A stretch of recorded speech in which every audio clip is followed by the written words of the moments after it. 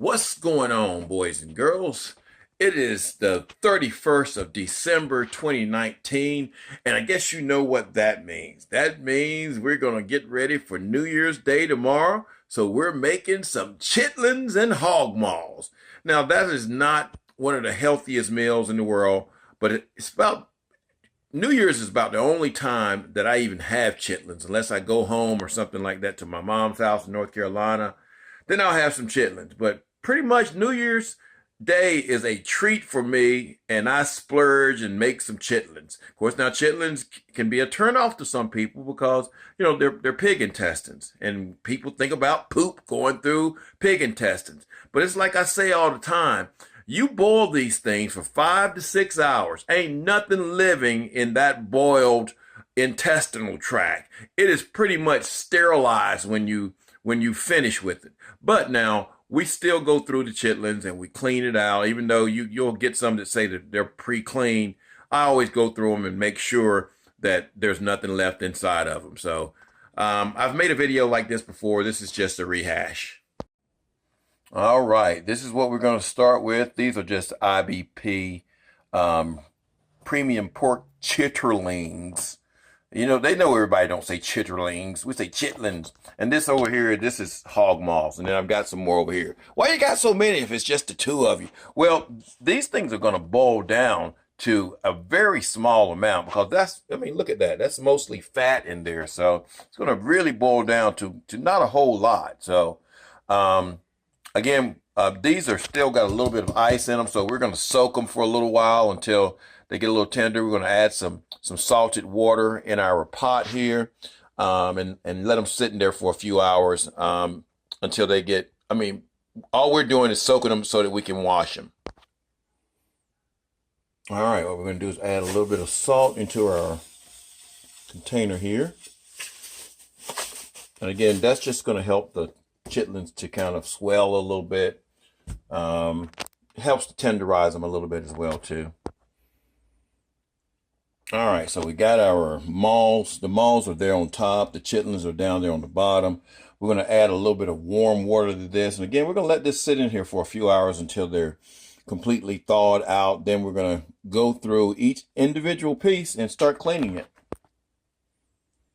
All right, we're just going to put enough water up there to cover them. Nice and covered. Some folks say, well, I'm not going to eat none of that because it stinks. They really have a bad odor. I actually like the smell of raw intestines. You don't smell no poop. I'm not sitting here smelling poop when I take a whiff of this. I would know the smell of intestinal tract anywhere I went. And again, it's not because it's distinctive and it smells like doo-doo. It's just because it has a certain odor, but it's not a bad odor to me. But again, it's one of those things you can't get past what these things are. You're never gonna want to eat chitlins. More for me. All righty, the chitlins are all thawed out now, and we're gonna take this right here and we're gonna rinse these off, and then we're gonna go through each chitlin strand and check them out and make sure there's no kind of foreign debris or hair or corn or whatever. We don't want any kind of dirt or nasty stuff in there, but we're going to rinse these off first. All right, all I'm going to do is just transfer these over from here to here. You want to try not to splash things if you can help it. Now, could you do this with a pair of tongs? Yeah, you could, but there's nothing wrong with just handling the intestines too. So we won't go through the whole transfer process. See, there's your stomach, and see, there's not a whole lot. There's not a whole lot inside of it that can be cleaned off. But we're going to go through it individually and find out here. And even on the intestinal tract, there's not a lot, but we'll show you in just a second. All right, now we've got a little system here. What we do is we take the individual chitlin, which is the intestinal tract, and you go through them and you look at them and see if there's anything like right here. There's something here on the lining. You don't want that right there. Now, some people say to take that whole lining out of the intestinal tract, but you don't do that. That's edible parts. You want to get the nasty stuff out, like the stuff that looks like it's dirt or something. You want to pull that off. You don't want to pull that whole lining off of that. That's where the goodness is. That's where a lot of the fat and a lot of the things that you enjoy eating are in. But I've heard some people make videos that say, take all that little lining off. Don't do that. And again, you want to go through each individual piece here. And you're going to find something up there. I mean, like this right here. See right there? That's probably stuff you don't want to have in there. So we're going to take all that off. And just kind of flop it down there in the bowl. And see, now we're still going to rinse this off as well too, guys. We're still going to rinse it off.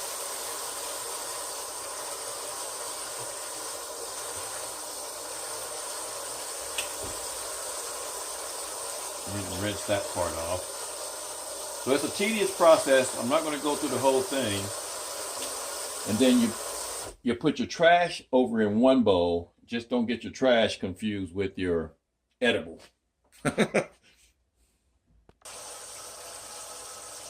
Okay, I did want to kind of share something. I changed my little setup here. This is where, let me grab the phone.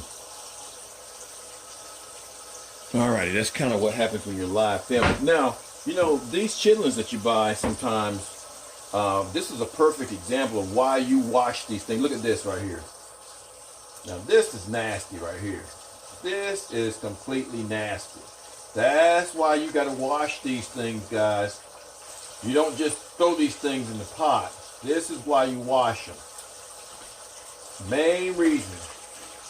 Nothing else. You want to make sure that thing is thoroughly clean. And I know some people that will go through these bags of chitlins and they'll just dump them into the pot. And you see all that crap that came out of there? That was nasty. That was intestinal contents right there. And you probably sit back saying, dog, he just stuck his finger in some poop. You know? Well, I'm going to wash my hands, you know, but I just wanted to let you know that you got to clean your chitlins really, really well when you're doing this. Now, if you look over here in this bowl, I was talking about that lining. Now, sometimes you can't help but to remove a portion of the lining because some of the stuff is stuck so hard to the side of it that you have to, like this right here, I'm pretty much having to remove that whole lining right there. And see, now I don't have any yucky stuff on it. There's no yucky stuff on that right there. And it's nice and clean. So I just wanted to share that with you. Alrighty, we have cleaned them all up. And those, I have to tell you guys, those were probably some of the dirtiest chitlins I have ever cleaned before. I've used IBP before. That's what we got out of there, and that's a lot. I've used IBP before, but that's a lot of stuff.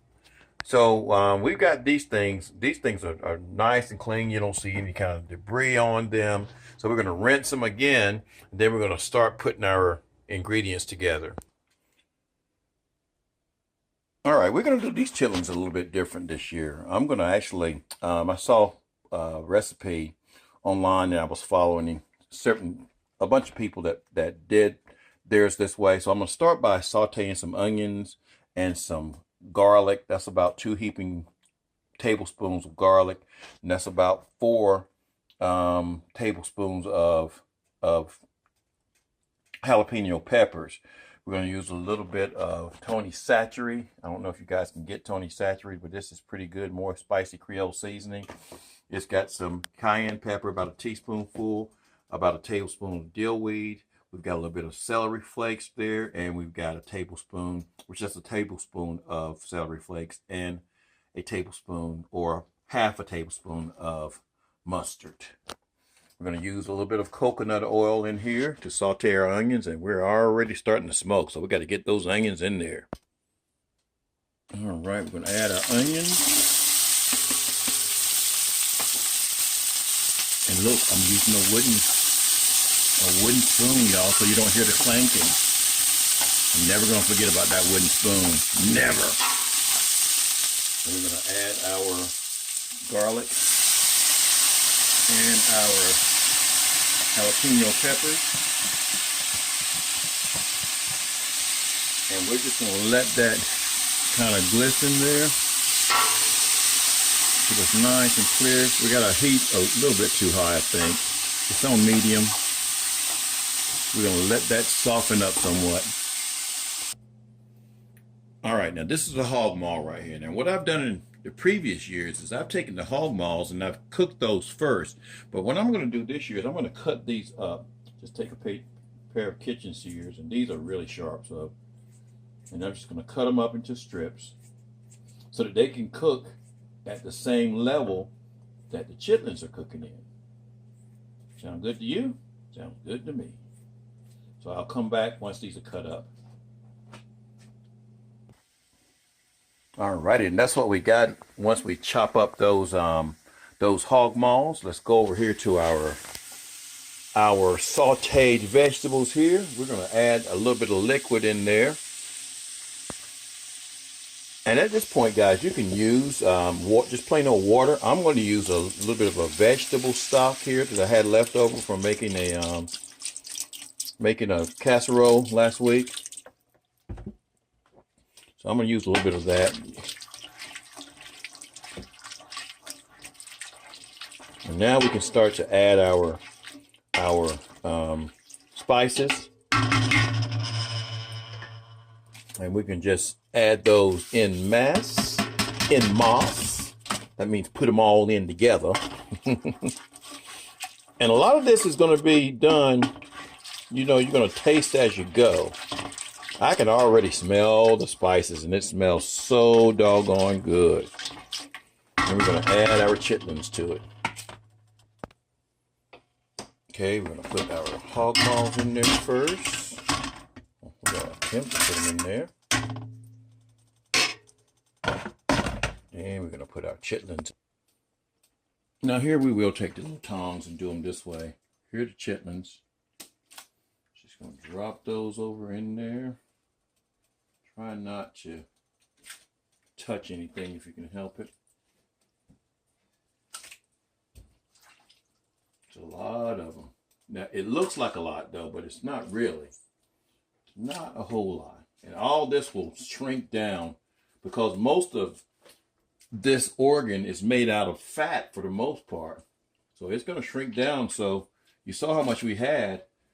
We'll get a fourth of this right here once it's done. And again, it's going to take 4 to 6 hours for it to totally cook. So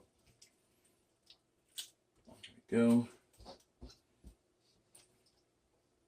They are nice and clean. Again, these are probably some of the dirtiest ones I've ever had. And I know somebody's probably in the background saying, well, hell, you're eating some chitlins. It's a poop shoot. Why wouldn't that be dirty anyway? Well, just be quiet. You don't know what you're talking about. Now we want to add some more liquid here. And we're going to need more than that because we want the chitlins to be covered up. So we're going to need more. All right, we're going to add some more liquid. This is just regular water, guys.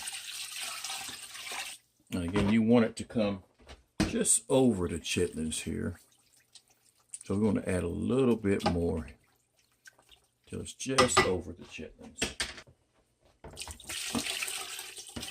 There we go. So that's just over the chitlins. And now we can't forget about our special ingredient. You cannot make chitlins without vinegar. And this is just regular. You can use regular vinegar. This is apple cider vinegar. And I'm just going to eyeball it. I'm going to probably put about a cup in there. That was probably about a cup, maybe a half of a cup. And don't worry, it's not going to taste all vinegary. Of course, you want your chitlins to kind of have a little vinegary taste. You want them to be spiced up too. So again, these are kind of different than what I've made in the past. And again, we're going to let that cook for the first 2 hours, and then we're going to let it come to a boil, and then we're going to put it to a simmer. All righty, let's take a look at them. It's been about an hour. They haven't really started to boil yet. They're just now starting to boil, but see how the chitlins coil up as they cook?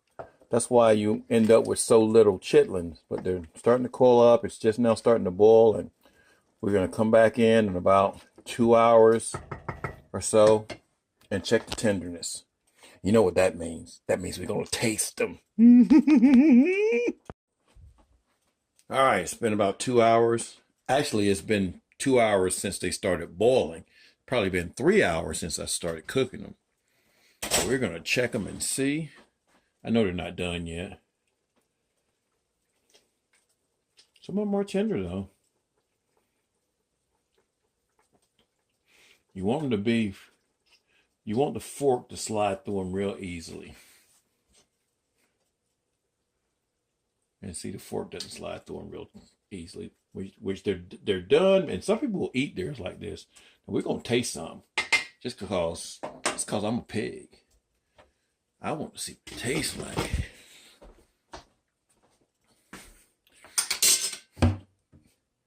And we're also going to get a little bit of hot sauce. No, we don't need hot sauce. We're just going to taste them. Well, not too bad. So they're tender, but I like them to be a little bit more tender than this right here.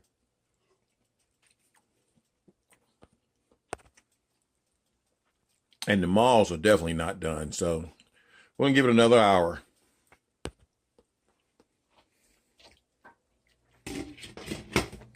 Alrighty, time to check the chitlins again. It's been about, let's see. Heck, I don't even have the timer set over there, but it's been about 4 hours or so. Maybe it's almost 12 o'clock. So it's been about 4 hours. And yes, I've been drinking New Year's Eve beers, and I'm feeling no pain. The true test is to test it on the maw, because the maw takes the longest to get tender. And so what we're going to do is we're going to take it right here, cut it, taste it. See, it's still kind of chewy. I guarantee the chitlins are done. This is still kind of chewy. So we're going to come back in another hour. And I probably will not be able to talk in another hour.